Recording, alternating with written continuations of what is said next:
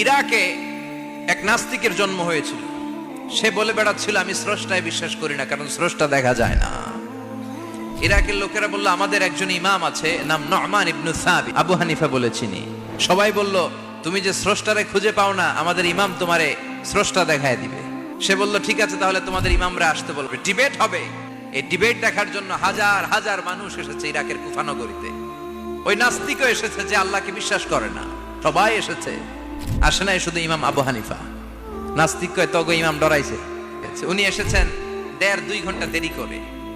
1.5 ঘন্টা দেরি করে যখন উনি আসলেন, নাস্তিক বলে আপনার সাথে কোনো কথা নাই, আপনার তো সময়ের জ্ঞানই নাই, আপনার সাথে কিসের আলাপ? ইমাম আবু হানিফা বললেন আইন দিয়ে ওজর, আমার ওজর আছে। কি ওজর?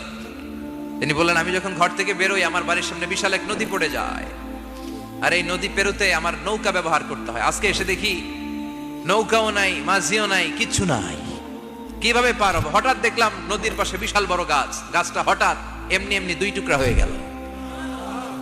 গাছ থেকে বিশাল কাঠের তক্তা বের হয়ে গেল, তক্তাগুলো অটোমেটিক্যালি জোড়া লেগে নৌকা হয়ে গেল। এই নৌকা মাঝি ছাড়া সাঁ করে আমার সামনে চলে এলো।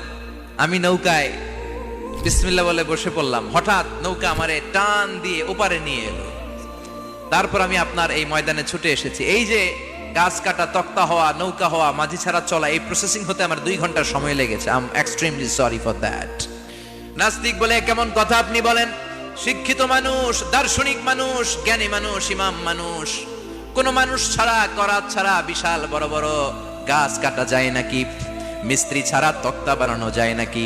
মিস্ত্রি ছাড়া তক্তা জোড়া লাগে এমনি এমনি নৌকা হয় নাকি? মাঝি ছাড়া পানিতে নৌকা চলে নাকি?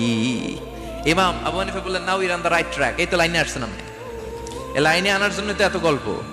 আপনার কথা থেকেই যদি ধরি, করাত ছাড়া গাছ কাটা যায় না, এমনি এমনি তক্তা হয় না, এমনি এমনি নৌকা হয় না, মাঝি ছাড়া নৌকা এমনি এমনি চলে না, তাহলে আকাশ কেমন করে এমনি এমনি হলো?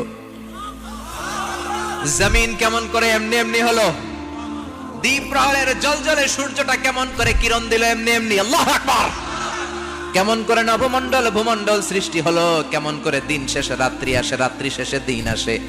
ওইটা যদি এমনি এমনি না হয়, মহাবিশ্বের এই সুন্দর বসুন্ধরার সবকিছু কেমন করে এমনি এমনি হয়? নাস্তিক কয় হায় হায়, আসলেই তো আমি একটা উল্লুক্কা পাঠা, আসলেই তো আমি হাদারাম, এইভাবে তো ভেবে দেখি নাই। আসলে তো এগুলো এমনি এমনি হয় না। Someone is controlling everything in the world. একজন মহা শক্তিধর, মহা এমডি আছে, এমডি ম্যানেজিং ডাইরেক্টর, মহা ব্যবস্থাপক, সব ব্যবস্থাপকদের বড় ব্যবস্থাপক। চিৎকার করে বলেন